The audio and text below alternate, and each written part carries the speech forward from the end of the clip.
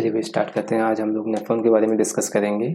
इससे पहले हम लोग उत्सर्जन तंत्र के बारे में उत्सर्जन तंत्र के हिस्से देखे थे, जिसमें हम लोग किडनी देखे थे, वृक्क देखा था। वृक्क के साथ में हमने देखा था मतलब मूत्रवाहिनियाँ थी, मूत्राशय था, मूत्रमार्ग था, मतलब यूरेटर्स था, यूरिनरी ब्लैडर था और आपका यूरेथ्रा था, जिसके थ्रू हम लोग अपना जो भी एक्स्ट्रा प्रोडक्ट है, उत्सर्जन मतलब पदार्थ है, उसको बॉडी से बाहर करते थे। चलिए स्टार्ट करते हैं। नेफ्रॉन की संरचना में अगर हम लोग देखें तो वास्तव में नेफ्रॉन है क्या? नेफ्रॉन क्या होता है? आपका वृक्क का एक हिस्सा है, और वो हिस्सा कैसा है? उसकी एक इकाई है। किसकी? वृक्क की। और वृक्क कोई संरचनात्मक एवं क्रियात्मक इकाई है, मतलब वृक्क को बनाएगी प्लस वृक्क की क्रिया विधि है, जो कार्य विधि है, उसको काम करने का काम कौन कर रहा है? नेफ्रॉन कर रहा है। इसको हम लोग वृक्क नलिकाएं भी बोलते हैं। ठीक है, दूसरा भाग में तो अगर देखा जाए ना, तो एक किडनी के अंदर, मनुष्य की जो किडनियां हैं, मनुष्य के जो वृक्क हैं, उसमें लगभग 10 से 12 लाख महीन और लंबी तक कुंडली नलिकाएं पाई जाती हैं। कैसी नलिकाएं पाई जाती हैं? बारीक होती हैं, महीन होती हैं और कुंडली नलिकाएं होती हैं। ठीक है भाई। चलिए, लगभग 10 से 12 लाख कहते हैं कुंडली नलिकाएं होती हैं। 10 से 12 लाख कुंडली नलिकाएं हैं। ये क्या काम करती हैं? जो आपका ब्लड होता है, ब्लड में जो नाइट्रोजन अपशिष्ट पदार्थ होते हैं, जिसको नाइट्रोजनस वेस्ट बोलते हैं, उसको अलग करती हैं, और इससे क्या होता है? मूत्र का निर्माण होता है, यानी कि यूरिन बनती है। आप अगर स्ट्रक्चर में अगर देखेंगे तो ये आपको क्या दिया है? आपका किडनी दी है आपको यहाँ पर। ये क्या दिया? आपको किडनी दी है। किडनी में आप देखेंगे तो ये किडनी है। किडनी का जो ये रीजन है, इसको हमने काट के देखा है, यहाँ से यहाँ तक को, उसको बड़ा किया। उसके अंदर क्या पाया जा रहा है? आपका नेफ्रॉन पाया जा रहा है। क्या आप देख रहे हो? ये नेफ्रॉन का पूरा स्ट्रक्चर है। ठीक है, हर एक का अपना अपना एक नाम है। इसके बारे में हम लोग थोड़ा सा डिटेल में देखते हैं। वास्तव में एक नेफ्रॉन बना किन किन चीजों से? तो नेफ्रॉन 5 पार्ट से मिलकर बना हुआ है। नेफ्रॉन के सब कंपोनेंट देखें तो आपका क्या है? मेलपिगी काय है, जिसको मेलपिगी बॉडी बोलते हैं। प्रॉक्सिमल कन्वोल्यूटेड ट्यूब्स है, जिसको हम लोग समीपस्थ कुंडली नलिका बोलते हैं। लूप ऑफ हेनले है, दूरस्थ कुंडली नलिका है। कलेक्टिंग डक्ट है, कलेक्टिंग डक्ट है, एंड लास्ट आपका वासा दिक्टा है। तो ये 6 कंपोनेंट से मतलब एक क्या होता है? आपका जो नेफ्रॉन होता है वो बनता है, यानी कि ये सारे के सारे पार्ट हैं किसके? नेफ्रॉन के हिस्से हैं। हम लोग एक एक करके थोड़ा सा हम लोग उसको समझने का प्रयास करते हैं। पहला है क्या आपका सॉरी फर्स्ट है आपका क्या? मेलपिगी काय, जिसको हम लोग मेलपिगी बॉडी बोलते हैं। ठीक है, तो उसमें क्या होता है कि जो आपकी जैसे हम लोग बोला नेफ्रॉन, बोला नेफ्रॉन का आगे वाला जो भाग होता है, आगे वाला भाग, उसको हम लोग बोलते हैं मेलपिगी बॉडी, जो आगे जाके 2 भाग में बढ़ जाता है। और वो 2 भाग कौन कौन से होते हैं? एक तो बोमेन संपुट और दूसरा क्या होता है? आपका ग्लोमेरुलोसा। एक तो बोमेन संपुट है फर्स्ट जो आपका, और सेकंड क्या है आपका? ग्लोमेरुलोसा। ठीक, आप इस डायग्राम में देख रहे होंगे, जो आपका बोमेन कैप्सूल है स्ट्रक्चर, एंड आपके क्या अंदर क्या है? आपका ग्लोमेरुलोसा है। ठीक है, एक मिनट से रिपीट करेंगे।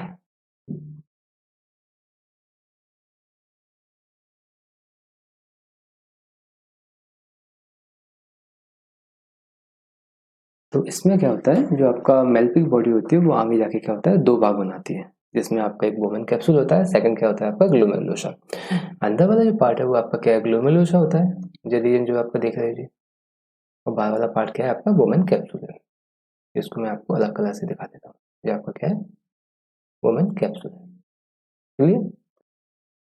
आगे चलते हैं, आगे हम लोग देखते हैं इसमें। जैसे आप अगर देखेंगे तो बोमेन कैप्सूल, जो बोमेन संपुट है, वो उसका कैसा दिखाई देता है, उसका क्या मतलब स्ट्रक्चर होता है, थोड़ा सा उसके बारे में समझते हैं। तो पूरे के पूरा जो नेफ्रॉन होता है, उसमें एक प्यालीनुमा संरचना होती है। आप इस डायग्राम को गौर से देखेंगे तो आप देखेंगे कि जो आप जो देख रहे हैं, जो स्ट्रक्चर, जो एक प्यालीनुमा संरचना है, प्यालीनुमा संरचना होती है। प्यालीनुमा संरचना होती है, इसके अंदर ग्लोमेरुलोसा जो अंदर वाला पार्ट है ना, ये क्या होता है? ग्लोमेरुलोसा होता है। ये ग्लोमेरुलोसा देख लो। ठीक है, ग्लोमेरुलोसा उसके अंदर होता है। क्योंकि जो बोमेन कैप्सूल है ना, जिसको बोमेन संपुट बोलते हैं, वो 2 लेयर से मिलकर बना होता है। और 2 लेयर किसकी होती है? वो होती है आपकी स्क्वेमस एपिथेलियल टिश्यू, जिसको सल्की उपकला ऊतक बोलते हैं। ठीक है, सल्की उपकला ऊतक की, मतलब एपिथेलियल जो आपका टिश्यू होते हैं उसका एक टाइप है सल्की उपकला ऊतक, उसकी ये बनी होती है। इसमें क्या होता है, कुछ विशेष प्रकार की कोशिका पाई जाती है। किसमें? इसकी लेयर्स में, वुमेन कैप्सूल की जो इंटर लेयर है, इनर लेयर है, उसमें कुछ विशेष प्रकार की कोशिका पाई जाती है जिसको हम लोग क्या बोलते हैं, पोडोसाइट कहते हैं। अब पोडोसाइट में क्या होते हैं, किस उसमें थोड़ी सी आउटर ग्रोथ हो जाती है, एक्सिस्ट अमाउंट में ग्रोथ हो जाती है। तो जो क्या कहते हैं, जो आपकी ब्लड कैपिलरी होती है ना, जो ब्लड सेल्स होती हैं की भित्तियों को मिलकर एक महीन ग्लोमेरुलस जेली बनाती है। ग्लोमेरुलस जेली का निर्माण करती है, मतलब इसी में आगे जाके अंदर वाली लेयर है उसमें विशेष प्रकार की कोशिका पाई जाती है जिसको हम लोग पोडोसाइट कहते हैं। पोडोसाइट की सेल्स जो होंगे वो क्या करेंगे, ब्लड जो आपकी सेल्स हैं उसकी भित्तियों में मिलकर क्या होना है, एक कॉम्प्लेक्स स्ट्रक्चर बना लेंगे जिसको हम आगे लाके क्या कहेंगे, आपका ग्लोमेरुलोसा। ठीक है, ग्लोमेरुलोसा कहते हैं। इनका काम क्या होता है, ये काम करते हैं फिल्ट्रेशन का। फिल्ट्रेशन का यानी कि छानने का काम यहीं पर होता है। ठीक है, जब छानने का काम करते हैं तो उसके अंदर क्या होता है, बारीक बारीक छिद्र पाए जाते हैं, छोटे छोटे महीन महीन छिद्र पाए जाते हैं जिसकी वजह से क्या होते हैं, हाईली परमिएबल होते हैं। ठीक है, छिद्र ऐसे नहीं होते कि उसमें कोई छेद होते हैं, मतलब वो लेयर ऐसी होती है जिसके थ्रू कहते हैं जो आपका ब्लड होता है वो प्रॉपर छन पाता है। जो उसमें ऐसे कंपोनेंट होते हैं जो कि ह्यूमन बॉडी के लिए जरूरत नहीं है, जो कि पॉइजनस होते हैं, तो उनको बॉडी से छान के अलग कर दिया जाता है, यूरेटर से होकर वो यूरिनरी ब्लैडर में कलेक्ट हो जाते हैं। ठीक है भाई, आगे देखते हैं थोड़ा सा। अगला कौन सा है, ग्लोमेरुलस। ग्लोमेरुलस में क्या होता है, जो वुमेन कैप्सूल होता है ना, जैसे आप जो वुमेन कैप्सूल देख रहे हैं उसमें अंदर वाला रीजन जो होता है ना, ये अंदर वाला ये होता है आपका क्या, वुमेन कैप ग्लोमेरुलस, ये सही बात है। ठीक है, अब इसमें देखो, आप एक अंदर की तरफ जाते हुए दिख रहे हो, यहाँ से ब्लड अंदर जाता है, यहाँ से ब्लड बाहर आता है। तो लगभग इसमें क्या होते हैं, जो रीनल आर्टरी जो होती है, रीनल आर्टरी यहाँ पे ब्लड लेके आती है, वो क्या होती है, कई शाखाओं में बढ़ जाती है। देखो यहाँ पे अंदर शाखाओं में बढ़ती हुई दिख रही है आपको, जैसे आप गौर से देखें, मैं इसको इरेज कर देता हूँ, आप देखता। तो ये आपकी जो अंदर की तरफ जो ब्लड लेके आ रही है आर्टरी, वो आगे जाके कई शाखाओं में डिस्ट्रीब्यूट हो गई। देखो कई शाखाओं में डिस्ट्रीब्यूट हो रही है, देखो हो रही है कि नहीं, देखो जिस इसी को हम लोग क्या बोलते हैं, ग्लोमेरुलोसा कहते हैं। वास्तव में ये है क्या, रीनल आर्टरी है, रीनल आर्टरी आगे जाके कई शाखाओं में बढ़ गई, इसको हमने ग्लोमेरुलोसा बोल दिया। अब क्या होता है कि इसमें होती है एफरेंट आर्टियोल, जिसको हम लोग बोलते हैं अविवाही धमनी। ये क्या करती है, ब्लड को लाने का काम करती है। तो ये जो आप देख रहे हैं इसको हम लोग बोलते हैं क्या, आपकी एफरेंट एफरेंट आर्टीरियोल। ठीक है, यहां से छन्ने के बाद बाहर निकलता है, इसको एफरेंट बोलते हैं, एफरेंट आर्टियोल। तो ये कुछ इस टाइप की व्यवस्था इसमें रहती है। ठीक है, एक तरफ से ब्लड आता है और दूसरी तरफ से ब्लड छन के वापस बॉडी के लिए जाता है।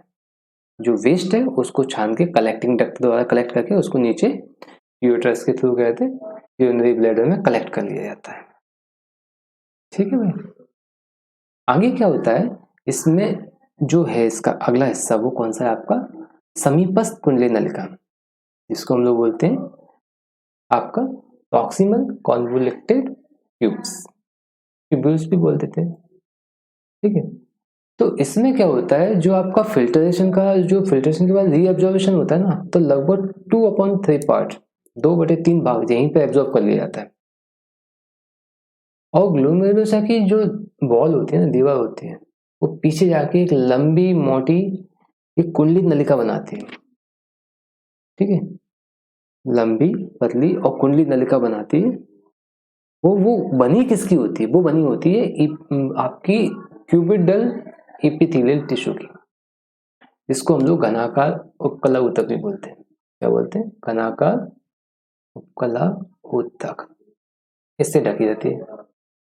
इसके अंदर वाले रीजन पे अगर आप देखें ना, जैसे आप क्या देख रहे हैं, आप देख रहे हैं प्रॉक्सिमल, जो आप देख रहे हैं ज्वाला हिस्सा, जैसा देखो जरा गौर से, इतना हिस्सा, तो इतने हिस्से को मैंने यहाँ पर दिखा दिया। तो इसके अंदर की तरफ क्या होता है, बहुत सारी ऐसी पाई जाती है संरचना उभार, इसको हम लोग बोलते हैं क्या, माइक्रो ब्लाई। ठीक है, इसी को हम लोग माइक्रो ब्लाई कहते हैं। चले आगे देखा थोड़ा सा, आगे है लूप ऑफ हेनले, हेनले के लूप। तो हेनले लूप में क्या होता है, वृक्क में जो नलिका होती है, यानी कि नेफ्रॉन की आगे, नेफ्रॉन जो होता है वो एक यू आकार की संरचना बनाता है, यू आकार की संरचना बनाता है। जैसे आप इसमें डायग्राम में देखो जरा, मैं आपको बताने का प्रयास करता हूँ, आप लोग देखने का प्रयास करें। आप इस नली को देखें जी, ये नली दिख रही है आपको, देख जा रही है जी, नली है ना, ये यू आकार की है कि नहीं है, इसी को लूप ऑफ हेनले बोलते हैं। ठीक है, ये दो लिम्ब बनाती हैं, एक तो असेंडिंग और दूसरा डिसेंडिंग। ठीक है, डिसेंडिंग मतलब नीचे की तरफ जाने वाला लूप लिम्ब, जो वाला हिस्सा नीचे की तरफ आया तो इसको डिसेंडिंग बोले, जो ऊपर की तरफ जा रहा है तो इसको असेंडिंग बोलते हैं। ठीक, तो इसमें क्या स्थिति बनती है कि इसकी जो लिम्ब है ना, भुजा है, दो भुजा देख रहे हो आप, जैसे जैसे मैं आपको दो भुजा ऐसे बना के दिखाता हूँ, एक ये भुजा है और एक भुजा ये ऊपर है। तो ये भुजा नीचे की तरफ जा रही है और ये भुजा ऊपर की तरफ जा रही है, तो इसको हम लोग बोलते हैं क्या, डिसेंडिंग। इसको हम लोग बोलते हैं अवरोही। ये अवरोही है और ये क्या है, आरोही। आरोही, आरोही भुजा, अवरोही भुजा। ठीक है, क्या भुजा। तो इसमें क्या रहता है, इसमें आपका जो अवरोही भुजा होती है ना, अवरोही भुजा वो सल्की उपकला ऊतक की बनी होती है। किसकी, सल्की उपकला ऊतक की। और दूसरी जो अवरोही भुजा होती है, यानी कि ऊपर जाने वाली ये भुजा, एक तो नीचे की तरफ आ रही है, एक ऊपर की तरफ जा रही है। तो आरोही भुजा जो होती है, जिसको हम लोग असेंडिंग लिम्ब बोलते हैं, वो बनी होती है किसकी, क्यूबिडल, जिसको हम लोग बोलते हैं घनाकार, घनाकार उपकला ऊतक, उपकला ऊतक। ठीक है, तो ऐसे मतलब जो यू आकार की नली है ना, उसमें जो नीचे जाने वाला हिस्सा होता है वो बना होता है किसका, सल्की उपकला ऊतक का, जिसको स्क्वेमस एपिथेलियल लेयर बोलते हैं। ठीक है, सेकंड जो आरोही होता है, जो ऊपर चढ़ने वाली लेयर होती है, उसको वो बनी होती है किसकी, घनाकार यानी कि क्यूबिडल एपिथेलियल लेयर की। तो जो हेनले लूप होता है, जो यू आकार की नली होती है, उसकी संरचना है जो। ठीक है भाई, थोड़ा सा आगे देखते हैं इसमें। अगला होता है कलेक्टिंग डक्ट। कलेक्टिंग डक्ट का नाम से समझ में आ रहा होगा, इसमें कलेक्शन का काम होता है। कलेक्शन काय का होता है, कलेक्शन होता है यूरिन का, यूरिन मतलब मूत्र का। ठीक है, तो वास्तव में क्या होता है, नेफ्रॉन जो होता है ना, नेफ्रॉन की दूरस्थ नलिकाएं जो होती हैं, जो होती हैं दूरस्थ कुंडली नलिकाएं होती हैं, वो संग्रह नलिका में जाके खुलती हैं। सारी नलिकाएं किस में जाके खुल रही हैं, कलेक्टिंग डक्ट में खुल रही हैं कि नहीं खुल रही, देखो आप जरा, नलिका देखो इसमें आ रही है, तुम लोग देखें इसमें, ये देखो आ रही है कि नहीं आ रही। ये नलिका जो है आपकी, ये जो नलिका है वो कौन सी है आपकी, कलेक्टिंग डक्ट है। क्या है आपकी, कलेक्टिंग डक्ट। तो बहुत सारी संग्रह नलिका मिलकर एक मेन नलिका बनाती है। देखो ये बना रही, इसमें आगे, यहाँ पे आगे, यहाँ से भी आ रही है, ऐसे इसकी सारी की सारी बना रही हूँ। तो सबको इकट्ठे में बोलते हैं डक्ट ऑफ वेलनाई। क्या बोलते हैं, डक्ट ऑफ वेलनाई। जो तो एक है, ऐसे दूसरी भी होगी, ऐसे दूसरी भी होगी, सब मिलकर एक साथ बना देंगे, उसको बोलेंगे डक्ट ऑफ वेलनाई। क्या बोलेंगे उसको, डक्ट ऑफ वेलनाई कहते हैं। जो कि जो आपका वो होता है ना, आपका किडनी जो होती है, वृक्क होता है, उस पे पेल्विस में खुलते हैं। किडनी के दो रीजन होते हैं, उसमें से एक होता है पेल्विस, उसमें जाके कौन खुलेगा, आपका डक्ट ऑफ वेलनाई। क्लियर, चल आगे देखिए। आगे है वासा रिएक्टा। क्या है आगे, वासा रिएक्टा। वासा रिएक्टा में क्या रहता है, जो आपकी एफेरेंट आर्टियोल जो होता है ना, एफेरेंट आर्टियोल, और जो आपके रीनल ट्यूब्स जो होती है, उसके चारों तरफ एक जाल बनाती है। अब आपको रीनल ट्यूब देखो थोड़ा सा, आप गौर से देखना, तो जो अंदर की तरफ देखना, ये रीनल ट्यूब है, जिसको लूप ऑफ हेनले बना देते हैं हम लोग। ठीक है, तो उसके चारों तरफ क्या हो रहा है, एक जो आपकी आर्टियोल है ना, वो चारों तरफ एक बना रही कि नहीं बना रही, जाल, एफेरेंट आर्टियोल। इसी को हम लोग बोलते हैं क्या आपका वासा रेक्टा। क्लियर। इसको हम लोग सूक्ष्म केशिकाएं होती है उसका एक लूप बना देती है, एक जाल टाइप का बना देती है, इसको हम लोग क्या बोलते हैं वासा रेक्टा। क्या बोलेंगे इसको वासा रेक्टा। क्या आगे देखें। तो आज की क्लास में